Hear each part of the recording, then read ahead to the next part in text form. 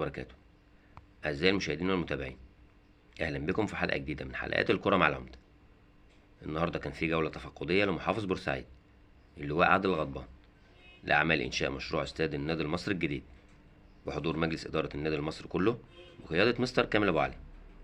ودي طبعا حاجة حلوة وجميلة ومطمئنة جدا لجمهورنا العظيم في الفترة دي.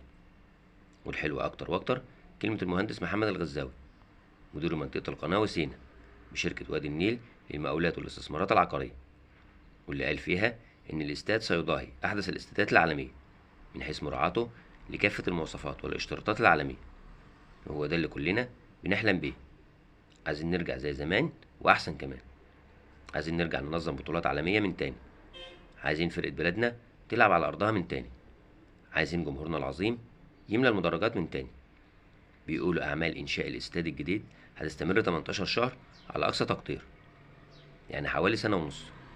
طبعا مدة كبيرة، لكن مضطرين نستحمل عشان الحلم يصبح حقيقة. ونتمنى إن شاء الله إن الفرحة تكتمل بالفوز بكأس الرابطة إن شاء الله. في ختام حلقتنا أحب أشكر كل واحد ساهم في عودة مستر كامل أبو علي لرئاسة النادي المصري. إن شاء الله تبقى بداية عهد جديد زاخر بالأفراح والإنجازات لجمهور بورسعيد. أعزائي المشاهدين والمتابعين، إلى اللقاء في حلقة جديدة من حلقات الكرة مع العمدة. ما تنسوش تعملوا لايك للفيديو واشتراك في القناة. دمتم في رعاية الله.